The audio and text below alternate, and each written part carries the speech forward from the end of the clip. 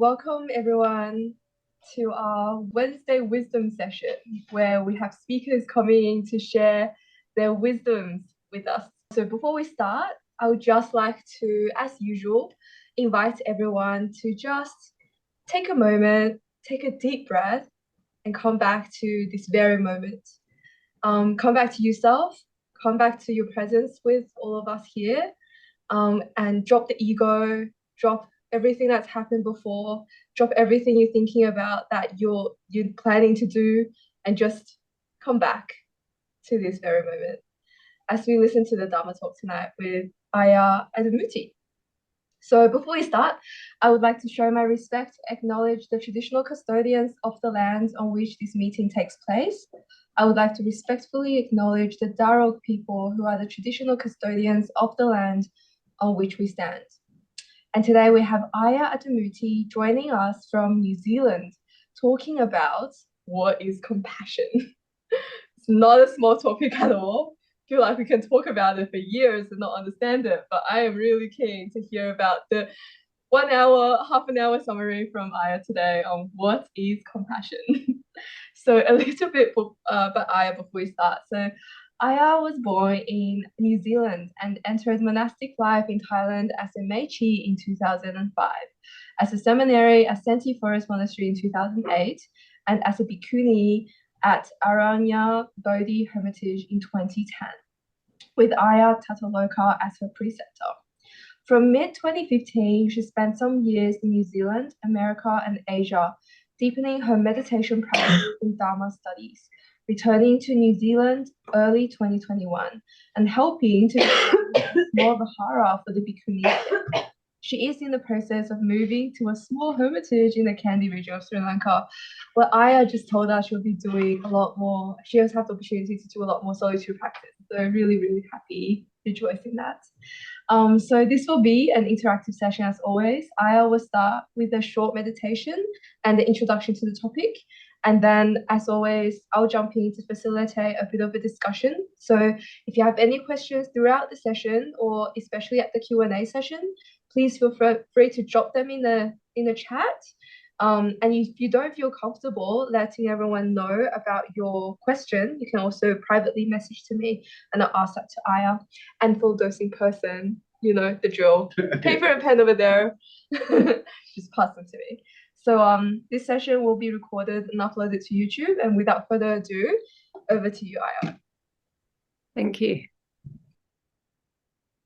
We'll just continue. Okay, so now just, as I said, just coming back into the body and just feeling the hands and the feet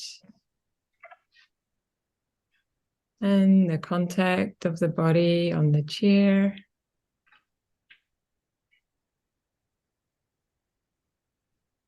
And maybe also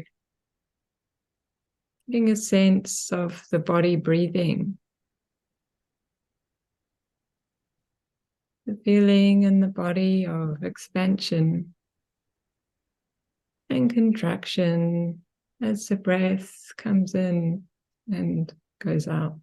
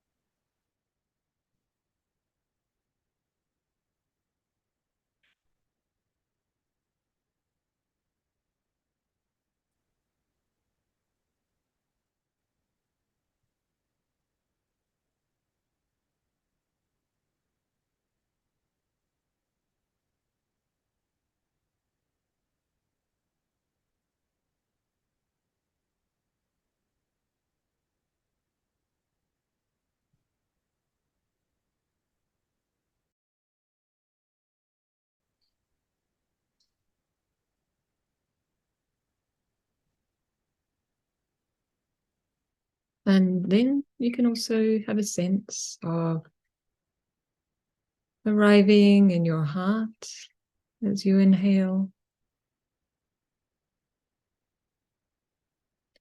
touching into a sense of kind-heartedness and open-heartedness.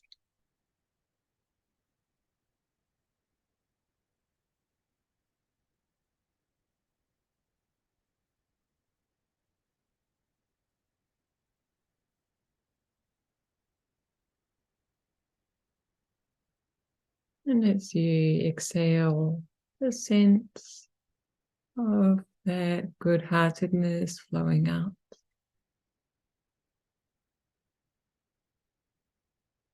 Including a sense of compassion and caring for others.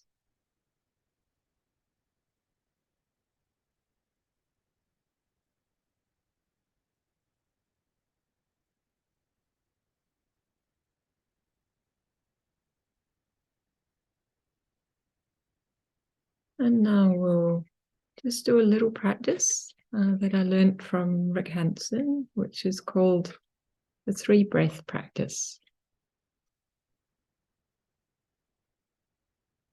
So with the first breath, just be aware of breathing in your chest as a whole. The front and the back, the left and the right, the top and the bottom.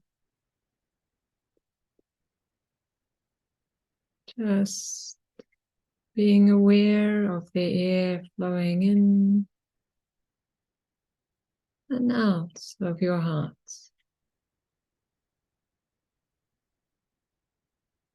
Just letting the breathing be natural,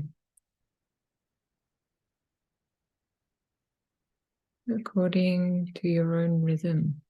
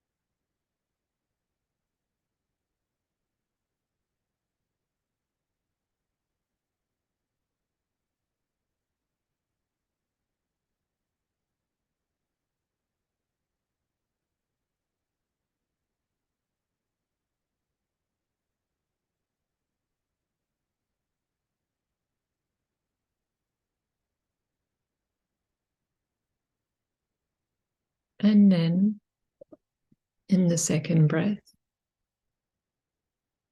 breathing while feeling caring.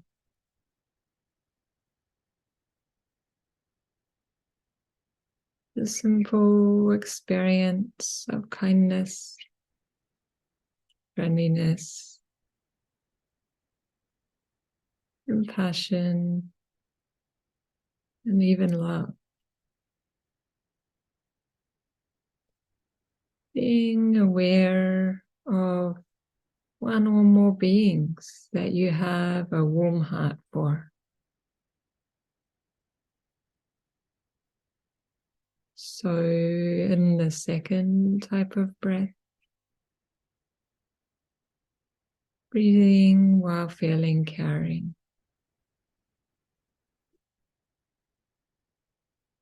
If you like, you can put a hand on your chest and sense the breath flowing in and out of the heart.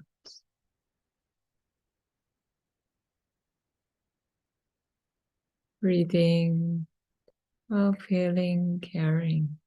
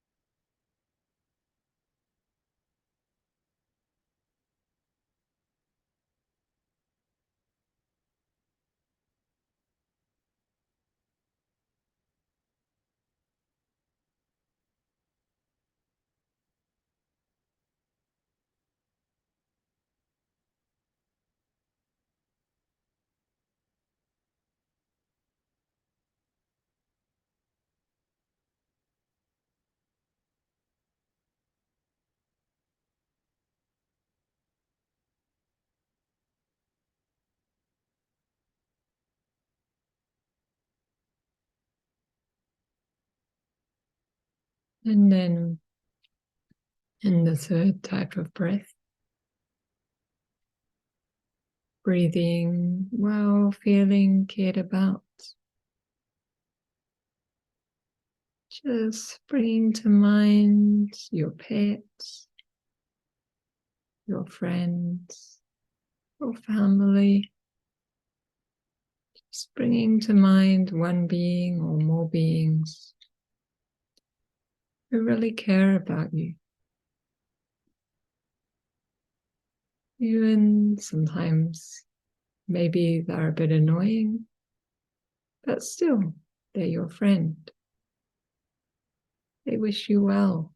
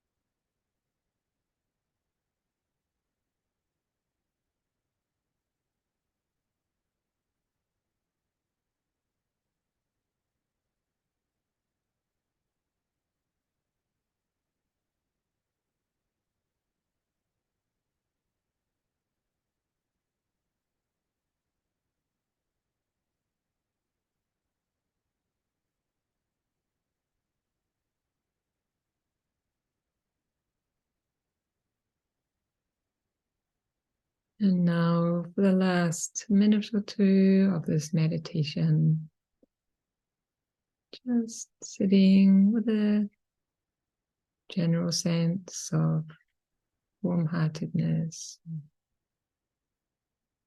kindness, flowing in and out as you breathe.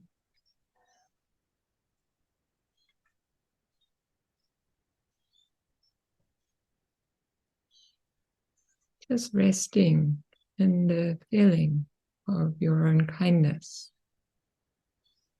and those qualities of open-heartedness and benevolence.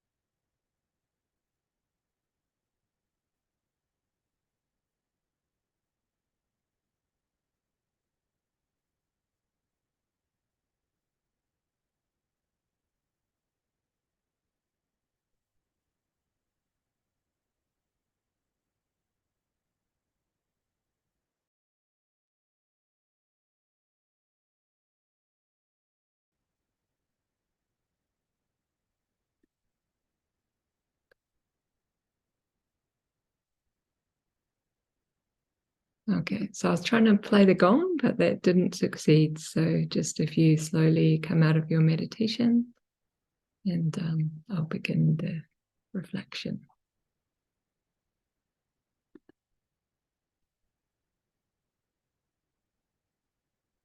So tonight's reflection is titled, What is Compassion? So just to begin with a simile from the suttas that describes the attitude of compassion. It is just like a person who is on an extended journey along a long road. Becoming sick halfway, he is exhausted and suffering extremely. He is alone and without a companion. The village is far away, and he has not yet reached the village ahead. Suppose a person comes and, standing to one side, sees that this traveler on an extended journey along a long road has become sick halfway. He is exhausted and suffering extremely. He is alone and without a companion. The village is far away, and he has not yet reached the village ahead. The second person thinks, if he were to get an attendant, emerge from being in the wilderness far away, and reach a village or town, and were to be given excellent medicine and be fed with nourishing and delicious food, be well cared for, then in this way, this person's sickness would certainly subside.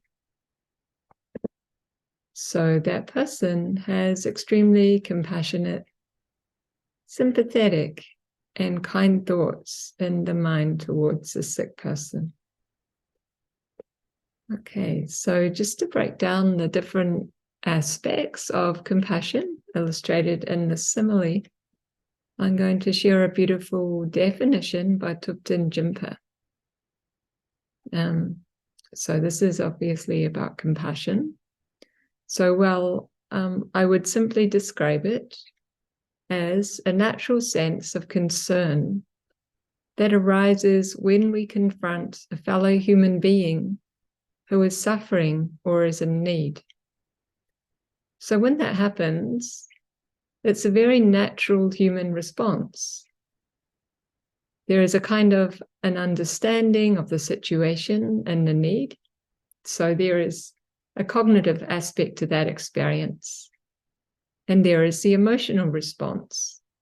In a sense, you feel moved by the situation. So there is an emotional response to that. And then the one thing where Buddhism is quite good at is to tease out also the more action-oriented motivational part. So if you were more action-oriented, you want to do something about the situation. You want to help. And if you are less action-oriented, then you at least wish to see the situation changed. You wish to see the suffering alleviated, the need met. So that's a very simple definition. It's this natural sense of concern that arises in the face of a fellow human being suffering. So this was in an interview with Rick, and he responded, yeah, I'm struck by the combination of empathy and benevolence. Empathy alone is not compassion. Someone who is trying to sell you something needs a certain amount of empathy to read you. But that doesn't mean they care about you or are sorry about your suffering.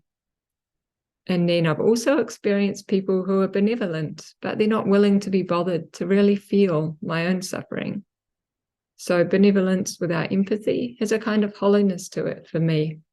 So it's this combination of the two together and that benevolence is a movement to relieve suffering. So to return to the simile, compassion here is the wish for others to be relieved from suffering.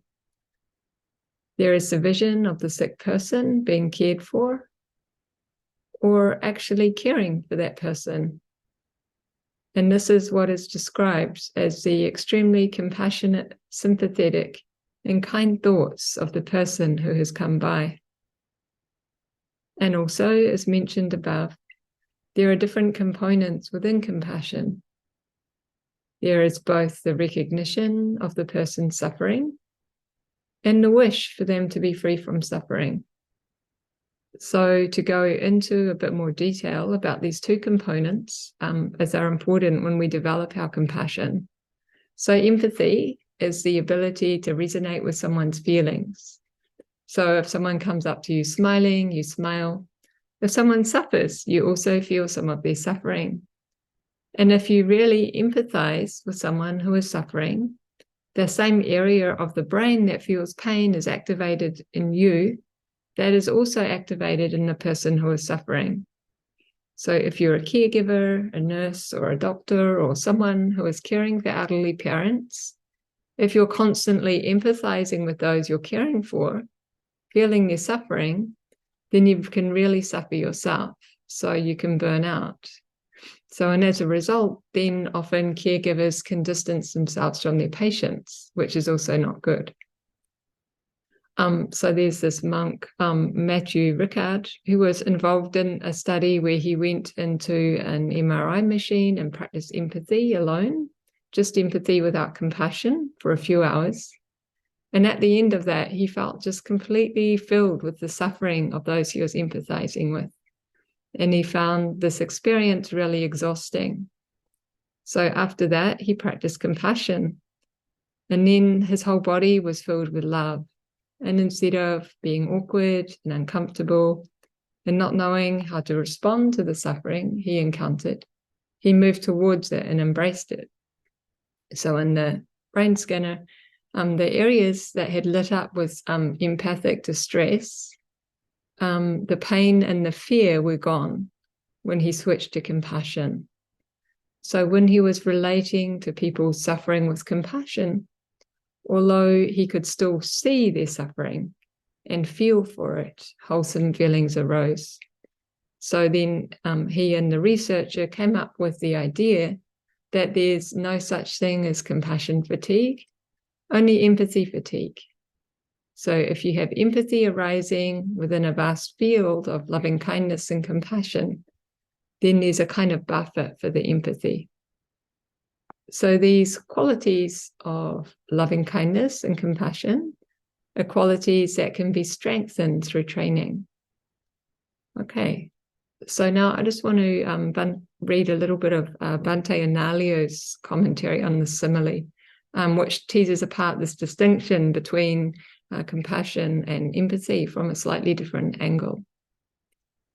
So drawing a clear distinction between the realization that others are suffering and the wish for them to be free from suffering is important, since mentally dwelling on the actual suffering would be a contemplation of dukkha. And such contemplation offers a basis for the meditative cultivation of compassion. The cultivation of compassion itself, however, finds its expression in the wish for the other to be free from dukkha. In this way, the mind takes the vision of freedom from affliction as its object. Such an object can generate a positive, at times even a joyful state of mind, instead of resulting in sadness. So this is vital, and as far as the meditative cultivation of compassion can only lead to a deeper concentration if it is undertaken with a positive or even joyful mind. From a practical perspective, this means that one's cultivation of compassion needs to steer clear of sadness. So that's not easy, since what causes the arising of compassion can naturally lead to being afflicted oneself by sadness. Therefore, it's important to monitor closely one's response to the affliction of others. This should ideally proceed from an opening of the heart that is genuinely receptive to the pain and suffering of others, to the positive mental condition of being filled with the wish for others to be free from affliction and suffering. So compassion is a bittersweet emotion. On the one hand, there is the genuine empathy for and recognition of suffering. But on the other, there is a benevolent wish that all beings be relieved from that suffering. So in the later Theravada tradition, the concept of near and enemies and far enemies of the Brahmaviharas arose. And so in the case of compassion, empathy for suffering, when leading to like an over-identification with the suffering of the other, is called the near enemy of compassion. And the far enemy is obviously cruelty. So here is an explicit statement contrasting cruelty to the meditative cultivation of compassion. Suppose someone should speak in this way: I have practiced, cultivated, and made much of the concentration of the mind by compassion. Yet cruelty still remains, having pervaded my mind. Such a one should be told, do not say this. Why is that? It is impossible. It cannot be that cruelty remains pervading the mind of one who has practiced, cultivated, and made much of the concentration of the mind by compassion. That is an impossibility. This is the release from all cruelty, namely the concentration of the mind by compassion. So this passage makes it clear that one who has really developed compassion in themselves will no longer be overwhelmed by cruelty. And this is true not only while they're engaged with the practice, but also the genuine cultivation of compassion has deep effects on the person's character, to the extent that cruelty will no longer take over their minds and motivate their actions. This will prevent them from engaging in many types of unwholesome activities. Okay, and just to finish off with a few comments about the meditative cultivation of compassion and the place for mental cultivation and strengthening the compassionate disposition of one's mind.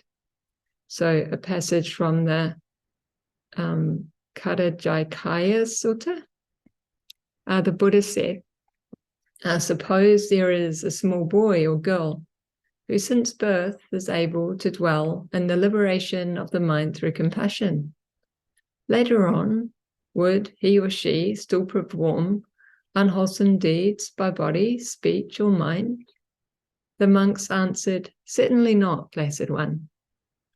So this passage shows how the meditative cultivation of compassion transforms one's acts of body, speech, and mind. The Majjhima Agama parallel to the Karajayakaya Sutta describes the actual practice that leads to compassion as a temporary liberation of the mind in the following way. A learned, noble disciple leaves behind unwholesome bodily deeds and develops wholesome bodily deeds, leaves behind unwholesome verbal and mental deeds, and develops wholesome verbal and mental deeds. Being endowed with diligence and virtue in this way, having accomplished purity of bodily deeds and purity of verbal and mental deeds, being free of ill will and contention, discarding sloth and torpor, being without restlessness or conceit, removing doubts and overcoming arrogance, with right mindfulness and right comprehension, being without bewilderment, the learned noble disciple dwells, having pervaded one direction with a mind imbued with compassion. In the same way, the second, third, and fourth directions, the four intermediate directions, above and below, completely and everywhere, being without mental shackles, resentment, ill will, or contention, with a mind imbued with compassion that is supremely vast and great, boundless and well developed. the learned noble disciple dwells, having pervaded the entire world. Then the learned noble disciple reflects like this. Formerly, my mind was narrow and not well developed. Now my mind has become boundless and well developed. So this passage makes a few important points. First, as we often see in the suttas, meditative cultivation is grounded in moral conduct. So in the passage above, the foundation of sila has a positive impact on the mind, enabling the practitioner to overcome the various mental hindrances that obstruct meditative cultivation. The removal of these hindrances and the establishment of sati sampajanya then lay the foundation for the meditative cultivation of compassion. So this meditative cultivation takes the form of radiating the mental attitude of compassion in all directions. So this radiation is the standard mode of practice of the Brahmaviharas described in the early discourses. So the passage that we've just quoted concludes by indicating that the mind, which formerly was narrow, has become boundless through the meditative radiation.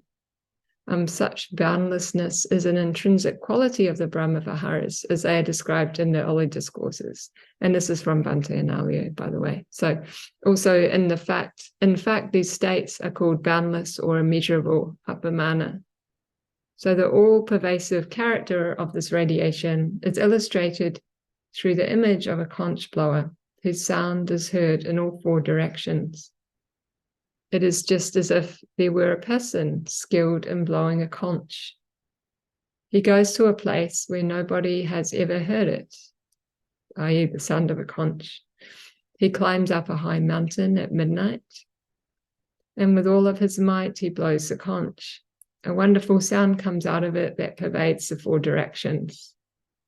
And so this discourse continues by saying, in the same way, a meditator pervades all four directions with the divine abodes. Okay, so I'm thinking my reflection's a bit on the short side, but shall we open for discussion?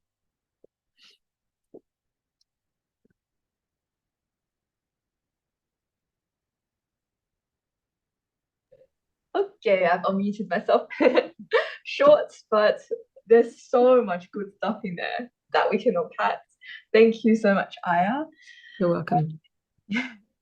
So I now invite everyone online and in person to maybe take a moment if you need to reflect on what you just heard, or if you have any burning questions already, please drop them in the chat. Whenever you ask questions, it's not just benefit for yourself, it's also benefiting everyone else here, so that they can also hear the answers to your questions. So yeah, I really invite you to ask any questions if you have any.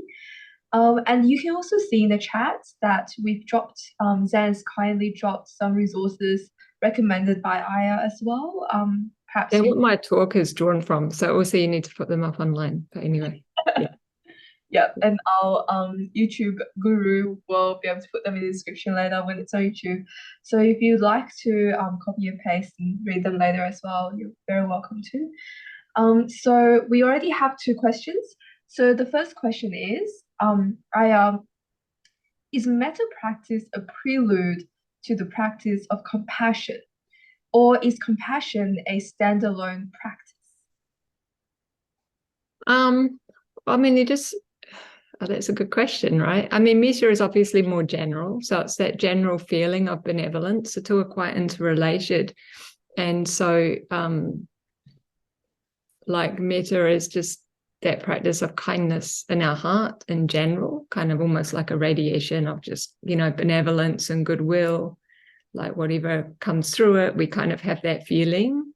And so just wishing well to all beings. And the reality is that, when I've practiced really intensive metta, I remember talking to one of my teachers and kind of saying that it was hard not to have compassion in that practice, because, when you're practicing metta, then the people that you are practicing metta for, I mean, it's hard not to be aware of their suffering, especially if they're people who are close to you.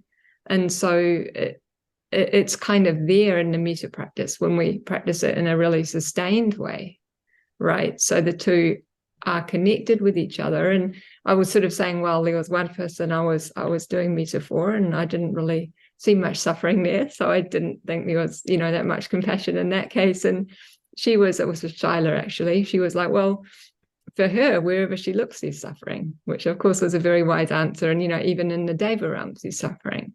So actually there is suffering everywhere.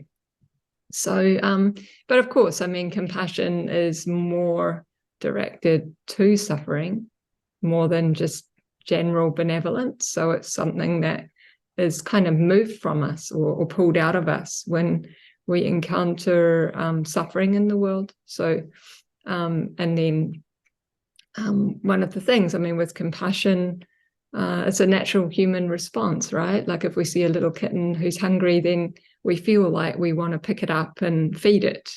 Or if we see a child who's crying, we feel like we want to look after them. And that's a very different, I mean, there's a distinction between that and just the general goodwill we may feel. So there are distinctions. I think I don't know. I mean, with the Brahma Viharas, I think you just practice the ones that you're called to practice, and they all, in a sense, blend together and support each other. I mean, I guess that metta is, in a sense, the easiest, because it's not going into that tricky kind of territory so much of relating to suffering, which is, I mean, something that is very profound and something that we prefer not to look at, right? So compassion is really looking at the truth of dukkha in ourselves and others. And so there's a lot of blocks in the way sometimes for people to really practice compassion.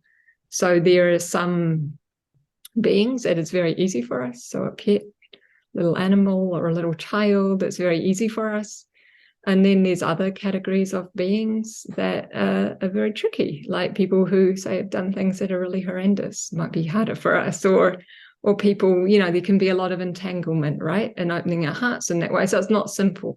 Whereas metta, well, whether or not you're moved by someone's suffering, you can always just have a general feeling of goodwill towards them. So that's my little riff on that anyway. Yeah, absolutely. I think, and we just had a comment as well, private comment to me, that said, that's very related. I have heard compassion is result of metta meeting others' suffering. Comments or thoughts? Yeah, I've heard it described like that. I mean, I don't really know where it came from, you know, that whole simile of the, you know, four faces of the Brahma Viharas. I don't think it's in the Oli Suttas. And I've heard a kind of critique of that, but I can't remember it now. You know, about that whole idea. So yeah, I mean that, but it's just different ways of looking at it, right? And different ways that we can relate to it and different models we can build. So I'm not going to be super finicky, but sure, I mean, there's that model of, you know, metta being just general benevolence, and then compassion being when we're facing suffering, and then you know, mudita when we're seeing someone joyful, and upekka kind of different. So yeah. And we just had a very related question again. Like you have touched a bit on this already. So if you have anything else to add on this question, what is the proximate cause of compassion? So I think they're asking about all effects have causes and conditions. So what may be the causes and condition that lead to the cultivation of compassion? Well, it's got to be two sides, right? So one side has to be the suffering of another, but the other proximate cause has to be the openness and receptivity of our own heart, that ability to empathize, but also to actually care. So yeah, which is something that has to be cultivated, right? To some degree, we're naturally like that in our little bubbles, but it has to be really cultivated. Yeah. And we can easily lose it. So it's a very subtle feeling, of course. And just on that as well, we have a question which is is compassion being able to put yourself in someone else's shoes? Example, feeling how you would feel being them. Like if you see someone sort of struggling and you want to sort of help out, you're sort of putting yourself in their shoes to buy, well, how would I feel in that situation and how would I want to help that person, sort of thing. Yeah, for sure. I mean, those both elements are there, right? You both got empathy because you're understanding their struggle and you're connecting with it. And then compassion is that desire to help, right? And so the two are there together. And so the thing is just, that's right. So. And Ayya, just on that as well, like you talked about the framework of having sort of your receptivity to suffering and the other's suffering. And I think you also talked about the two frameworks, the two near and far enemy. So it's almost like if it's too much this way or that way, you'd be meeting either the near or the far enemy of compassion. So we do have a question on that. Can you please elaborate on the near enemy of compassion? Did I hear bare empathy as a near enemy? Thanks, Ayya. But welcome you back. Did you hear the question? I did. So I'm not sure when I cut out, but so we were talking about the near enemy, is empathy the near enemy of compassion, right? Yeah, that's right. And you cut out straight away. So. Oh, really? I was talking for a while there. All right. Okay. So I think it's our response to so if we for a start, to define empathy, right? There's different types of empathy. So you can have cognitive empathy. So that's an understanding of the perspective or the emotions of another person. Then you can have like emotional empathy, right? So you're feeling their emotional states and understanding them on an emotional level, and then like somatic empathy. So you can feel like, someone, I don't know, trips over and hurts their leg, and it kind of, you feel it in your leg, or when you're around great teachers, often you can feel it in your body, their kind of state somehow. So that's the three types of empathy. And now empathy doesn't necessarily come along with qualities like compassion or kindness or benevolence. So if someone's a really good salesperson, then they need to be able to read you. And so people who are really good at manipulating or whatever, can have quite well developed, at least cognitive empathy skills. Like they can read you, they know when they're making an impact, they know when you're squirming, whatever. Okay, so that's empathy. But if, say, we, have an open heart or a kind heart and we see someone suffering, then it's very easy to feel a lot of pain at their suffering. So that pain that we might feel to their suffering, or like over-identifying with their suffering, so it's like, am I still good? Yeah. Okay, good. I'm nervous now. So kind of when we're over-identifying with their suffering, so they're suffering and we're suffering together with them, right? There's no kind of boundary between us, or they're suffering and we're really, really distressed about their suffering, which, it's easy to do, right? So when you cure a lot of suffering, it's hard to not to be sometimes. So that's the that's the near enemy, those kinds of states, and that kind of, if we called it enmeshment, or kind of, it is the near enemy. So feelings of pity or feelings of just feeling along beside them without any distance. Whereas compassion has more of a balance to it. So it's feeling their suffering, but not being overwhelmed by their suffering. And so it's having that feeling as well of real warmth and care and wishing them well. And we can think about a mother with a child, the child's really suffering, and it really helps the kid if the mum is like calm. She's attending to the child's suffering. So she's taking care of it. She's not ignoring it, right? So she's really caring about it, but she's not like crying with the kid or being overwhelmed by it. She has a certain sense of calmness and caring and presence. And so those feelings as well of caring and benevolence and metta, or whatever, warm-heartedness, they tend to nurture us and protect us. And so, with compassion, it's bringing up those feelings of really caring rather than the suffering that we can feel ourselves when we encounter the suffering of others. So thanks, Ayya. And so just follow up on that. Is what you're saying is sort of balancing out the feeling of compassion with metta or even sympathetic joy when it gets too much on the like suffering side, that you're feeling a lot of suffering with the other person. yeah, it's like having a feeling of warmth and caring. So you see someone hurt themselves and you more are with that feeling of love and benevolence and wanting to care for them in response, and not getting too entangled and enmeshed in their suffering, because it doesn't help them and it doesn't help you, right? And so there's practices like there's this interesting organization called Sustainable Compassion, and they talk about resting in metta for doctors and nurses and things, because if you really learn to do that and really come from a place of love and care rather than kind of anxiety and despair. And I mean, when you face dukkha, right, what can come up is anxiety, despair, disillusionment, wanting to fix it, right? Or we can think about Ajahn Brahms. He has a saying, what is it? Care, not cure. So it's subtle, but you can feel like if you can really stay with the warmth and the caring, that's going to nurture you, and it's also going to nurture the other person. Because if we think about when people have been with us when we're suffering, the people we really appreciate are the ones who are very grounded, they're very peaceful, they're very warm, they're very attentive.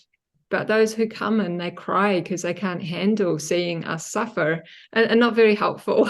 And end up comforting them, right? Yeah. So that's kind of like that. Yeah.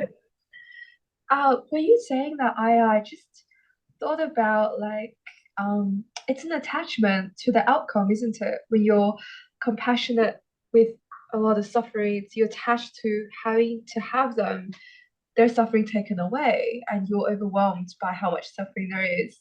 Right. So it's a lack of equanimity. I mean, this is obviously an extremely demanding practice, but yeah, sure. And that's where, the Brahma-vihara of equanimity comes in, right?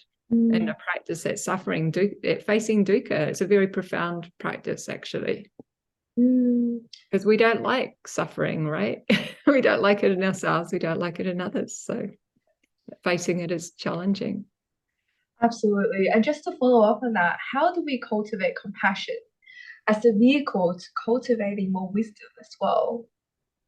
Well, they're two different aspects, right? They're related, but they're different.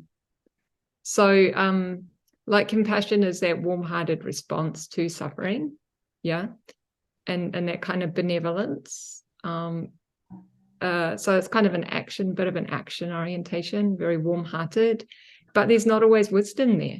So,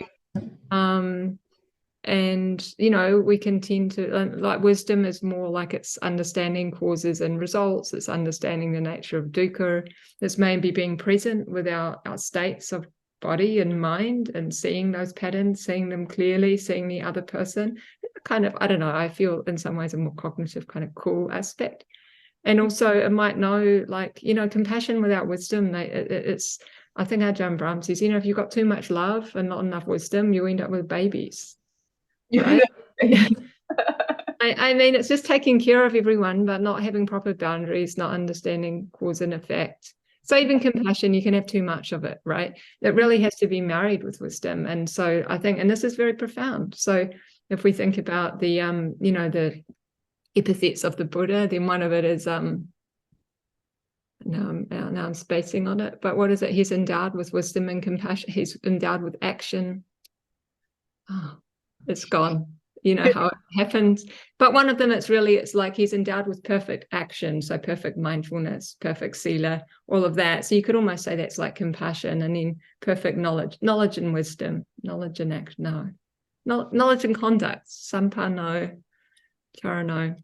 Sorry, it's gone. I know it so well, and it's gone. But he's endowed with both, right? And so they both have to come together to be effective. Like if we're just very discerning and very clear and really have that kind of aspect of things, but we don't have wisdom, it can be a bit detached and a bit dry. But if we're always just jumping in and trying to save the world, but we haven't understood cause and effect, or what might be effective, or what our capacity is, compared to what we're facing, like it's also not very helpful, and we can not be helpful with it. So anyway, something like that.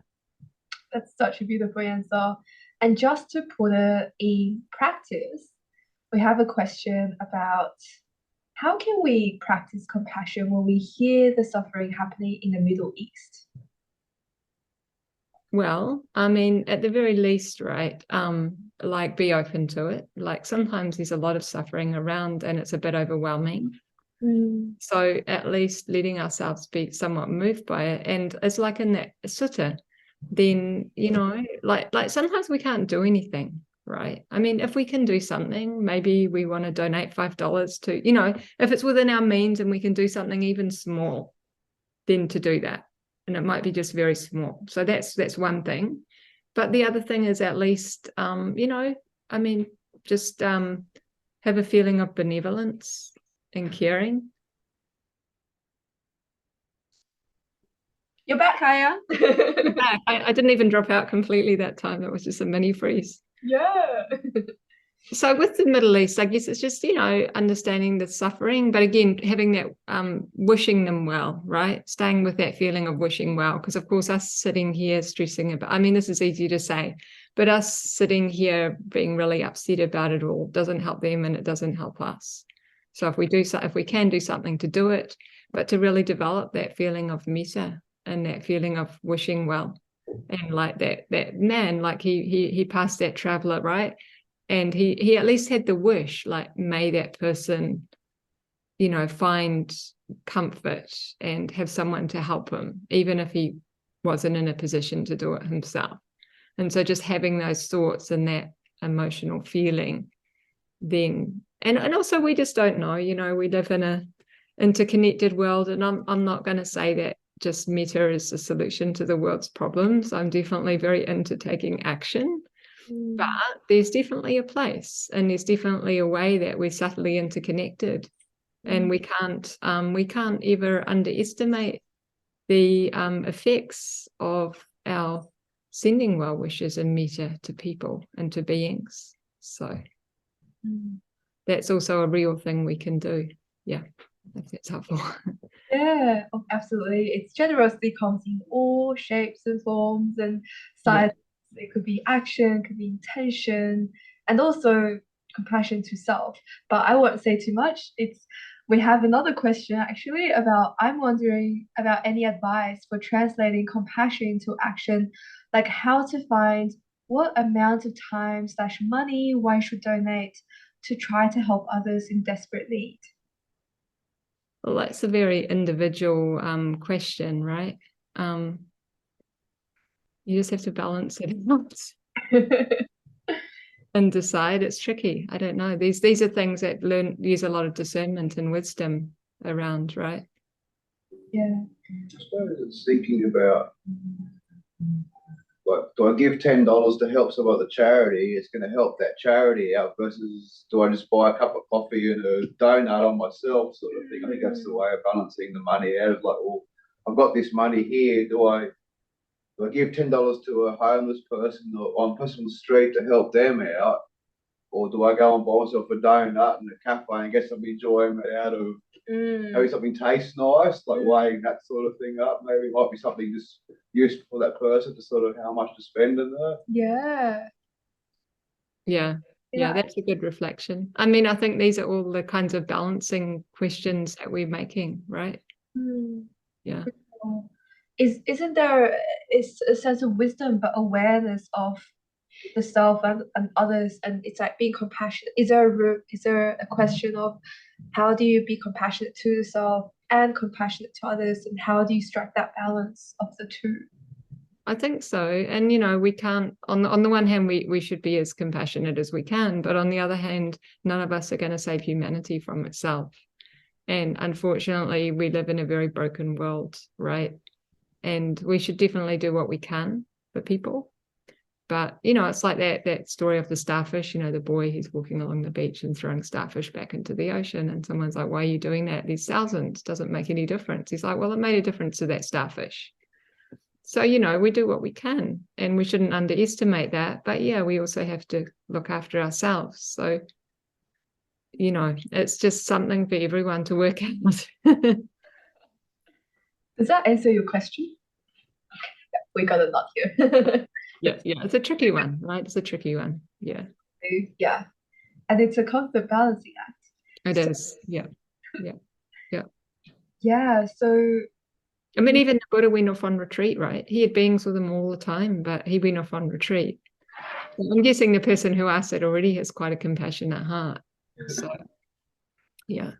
absolutely. We also have a question here about what about having compassion and not leaving it there, but wishing to remove their suffering? Is this another level? Well, that is, well, you mean remove their suffering altogether? Like, My interpretation of this question is like having compassion but wishing to remove their suffering. Is that like two different levels of compassion, or is it compassion encompasses both things? yeah, I think it encompasses both. I mean, for sure.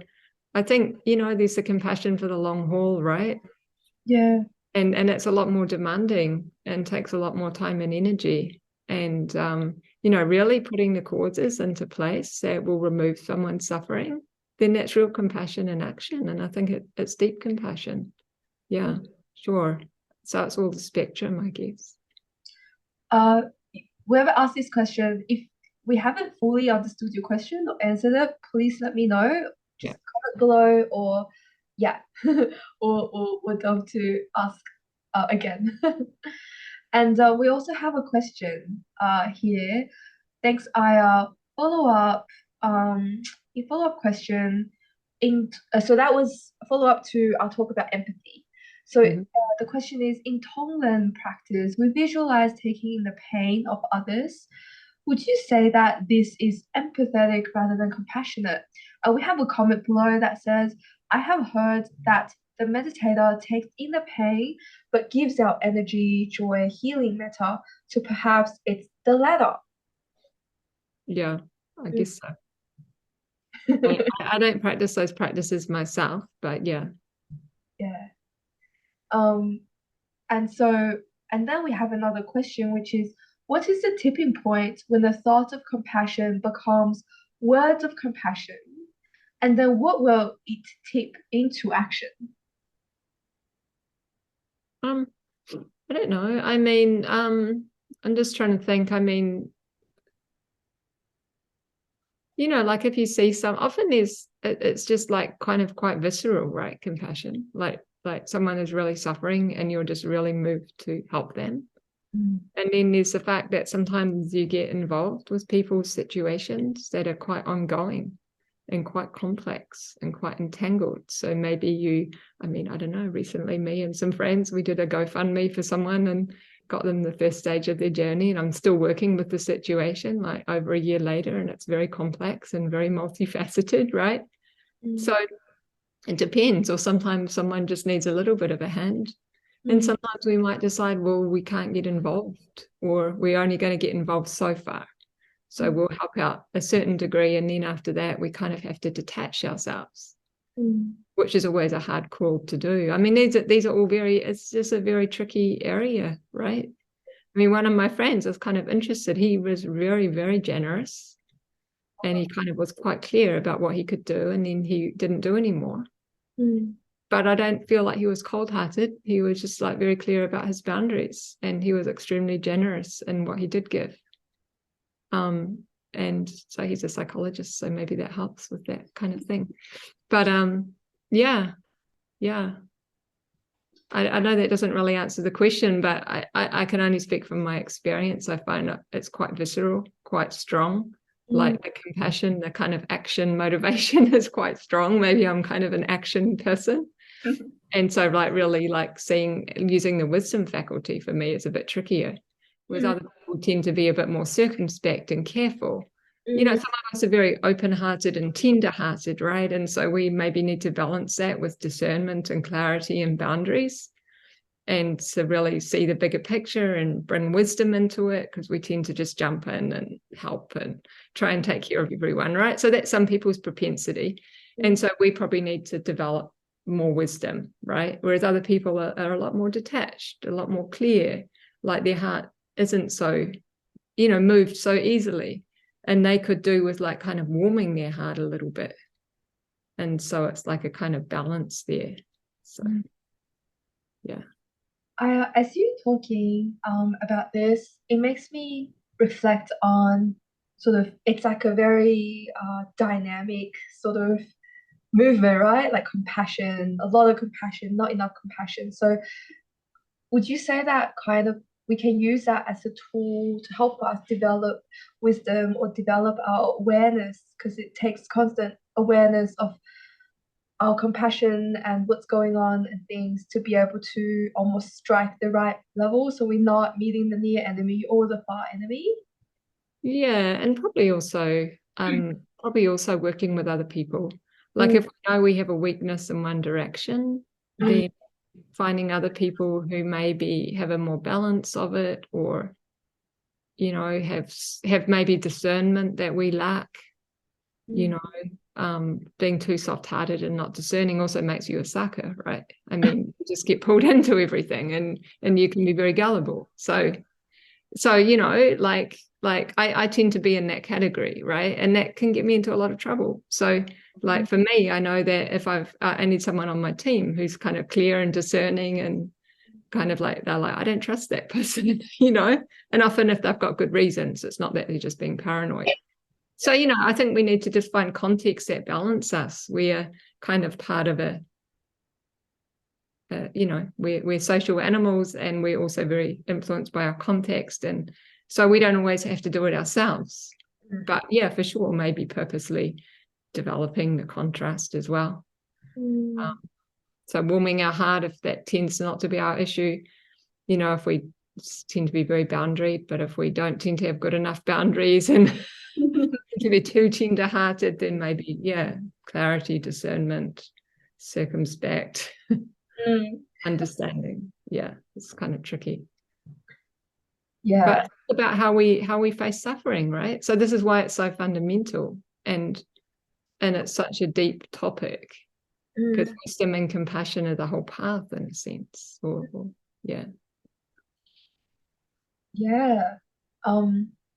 Absolutely. And you mentioned a really good point about spiritual friendship. I mean, like Buddha did say, spiritual friends are the whole of the holy life.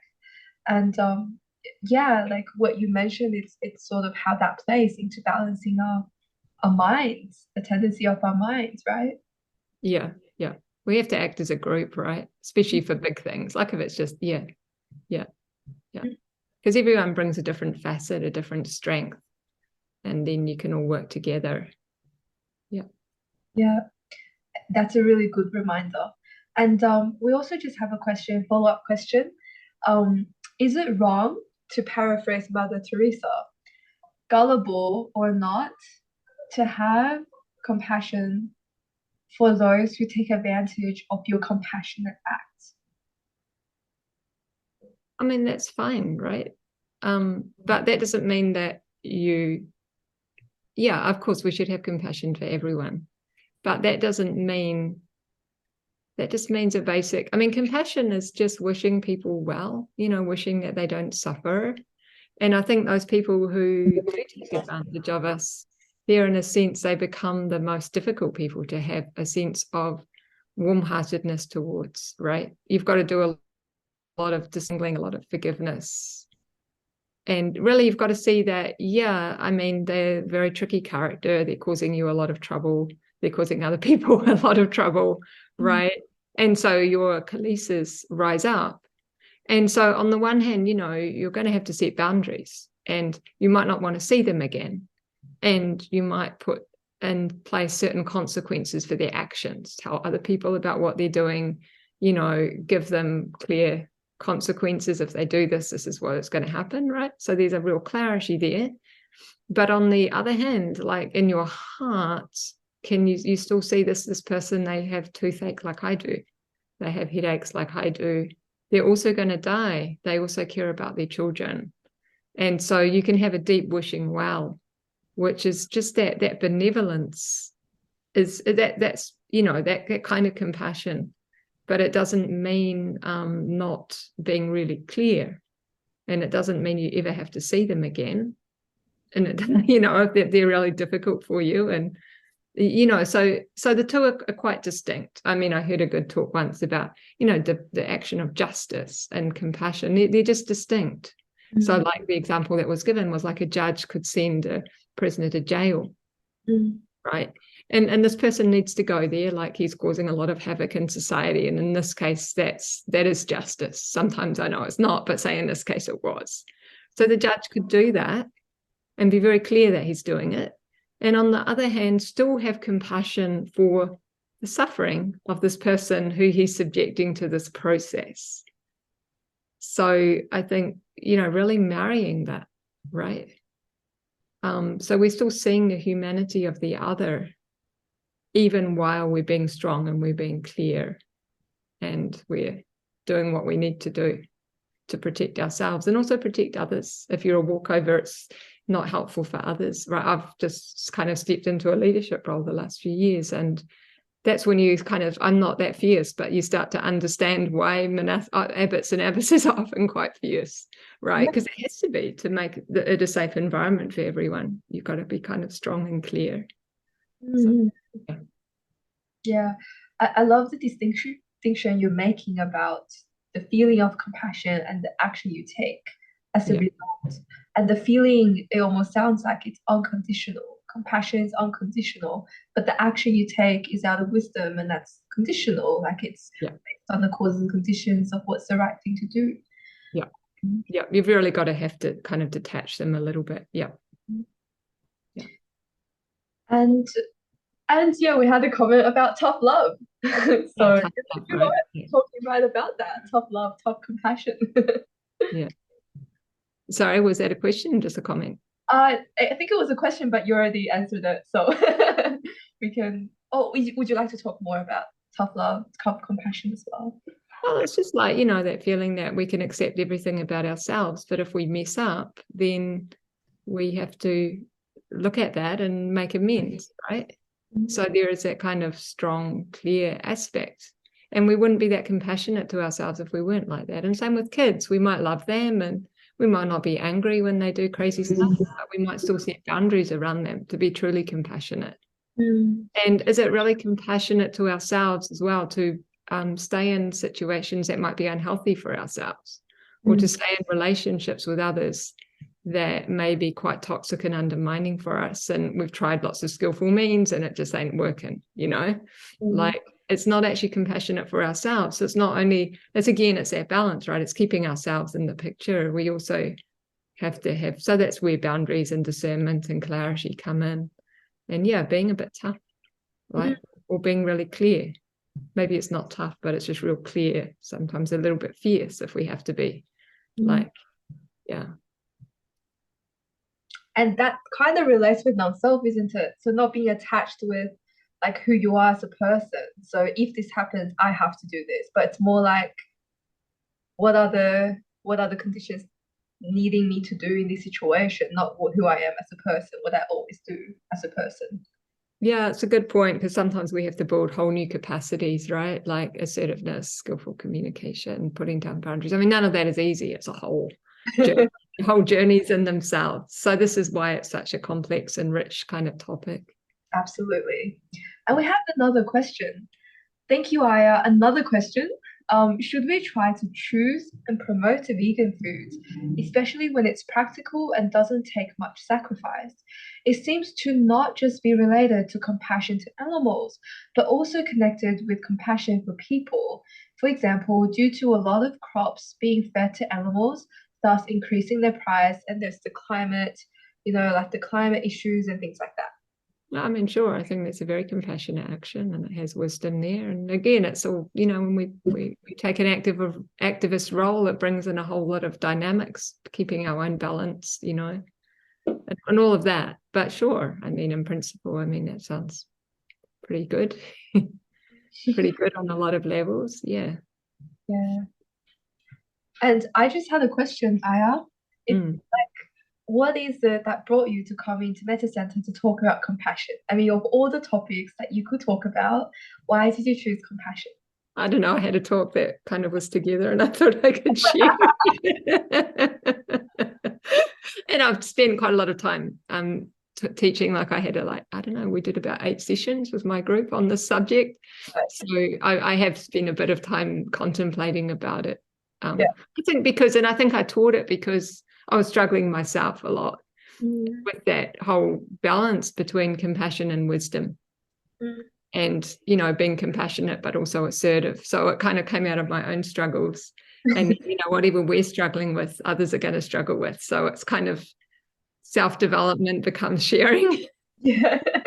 And then you have further discussion. So it's really nice. And so, yeah, something like that. Thank you. I mean, it's true. I feel like I meet a lot of softies in Buddhism. You know, we come into Buddhism, we want to be better people, and we want to help other people be better people. But in the process, we forgot like to be kind, like to strike that balance of compassion to ourselves and others. And that's really, it takes a whole lifetime or lifetimes to really practice that skill, right? Yeah. We do have 6 minutes left, but we don't have any other questions. So yeah, I guess, is there any other questions from anyone? I mean, it's such a big topic, but I can't believe we've read other questions.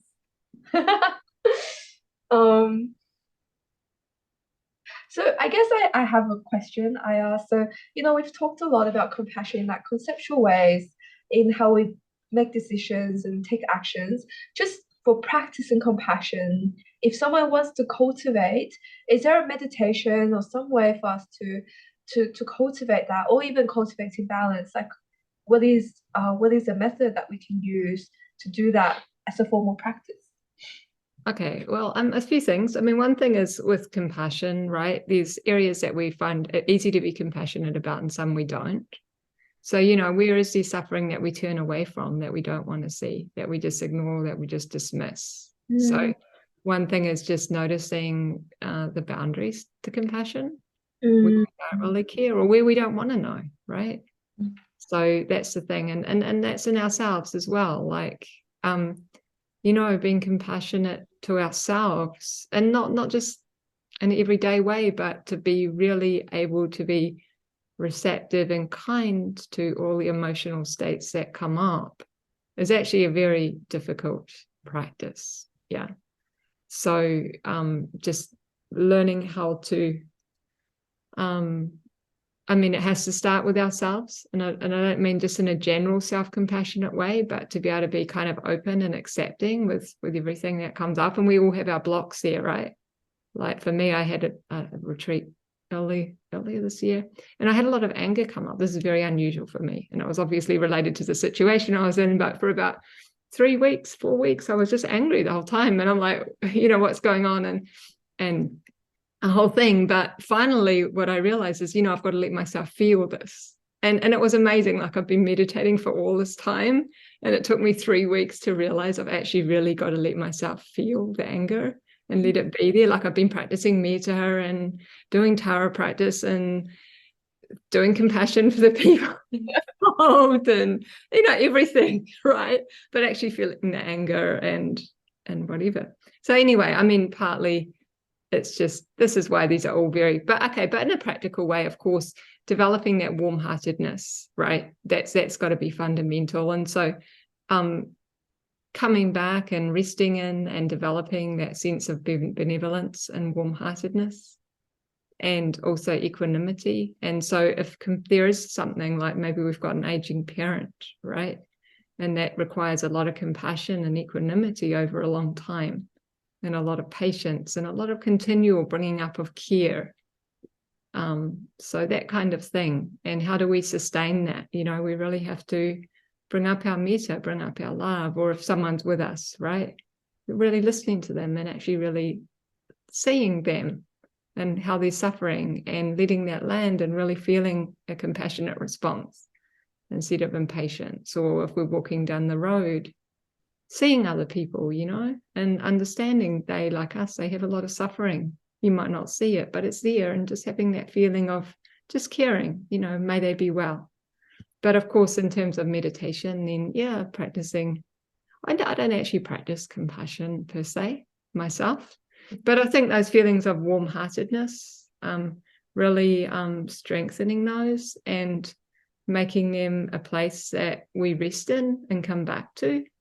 And it can just be for a few minutes during the day. Of course, metta practice is great, but also, like, instead of, you know, going into anxiety or worries, just touching into that feeling of warm-heartedness and benevolence, like no matter what passes through us, right?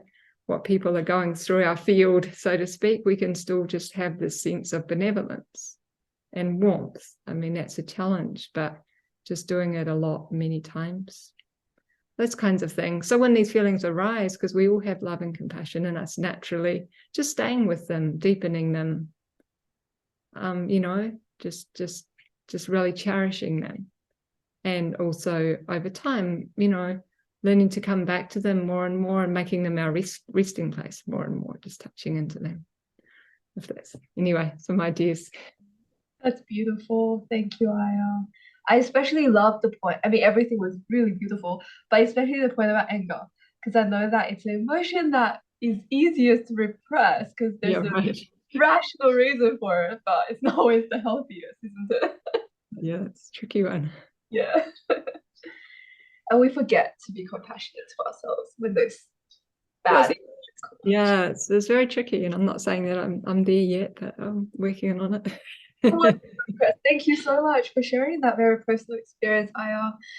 And yeah, and just thank you so much for sharing all of the wisdom, experiences, solutions, advice for us in this session. And just I felt a lot of compassion as you're talking. You know, it's an act of compassion that you're sharing all the wisdom with us too. So with that, yeah, really thank you for joining us and sharing all of that with us today, Ayya. And thank you everyone for joining this talk as well and sharing your questions, comments, and your presence with us. And yeah, like I hope that we all feel like this warm-heartedness that Ayya talks about, at least in this session or right now in your heart. And hope we can also come back to that, as Ayya said, in our everyday lives when we encounter difficulties in our lives or difficult people or difficult moments or difficult emotions within us, that we remember that it's always possible to come back to this warm-hearted feeling of benevolence that's always there if we want to get in touch with it. So thank you very much, Ayya. Before we close off, would you like to do a dedication of merits or prayer? Sure, can do. So just a few minutes, or what do you normally do? Dedication of merits. We can do English, Pali, whichever version, or you can do a prayer if you feel more comfortable doing that. Okay, I normally just okay, I'll just do what I normally do. So have I got 2 or 3 minutes? Yeah, of course. All right. So then if everyone just sits for a moment and just come back into the feeling of your hearts and you know, just a sense of warm-heartedness that's there when we, you know, are peaceful. And you know, just think of, well, all of your good-heartedness and good aspiration for coming here tonight and sharing this time talking about compassion. And just bring to mind then some beings whose situation maybe moves you in some way, and just share with them these warm-hearted feelings of caring and kindness and well-wishing. And I'll just let you do that for a few minutes.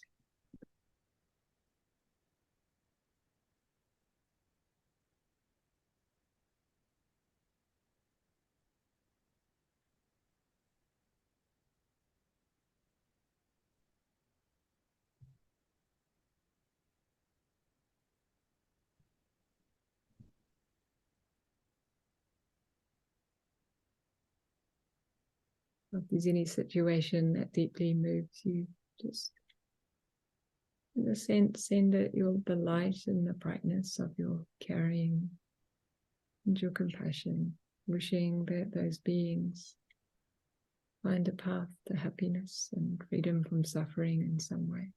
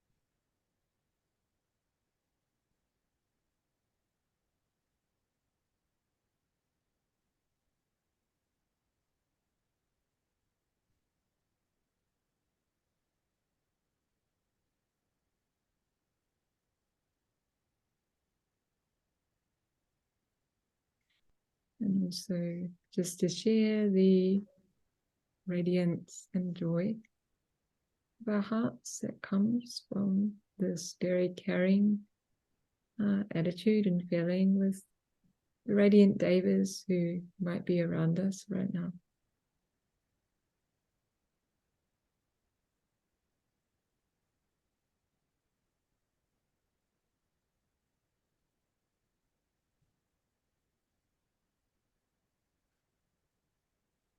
Many of them who have a lot of compassion themselves.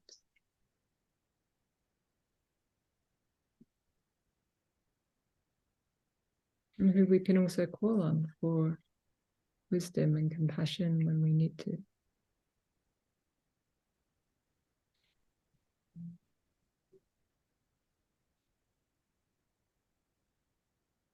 And so finally, just may our time together be in some small way for the benefit and the welfare of all beings.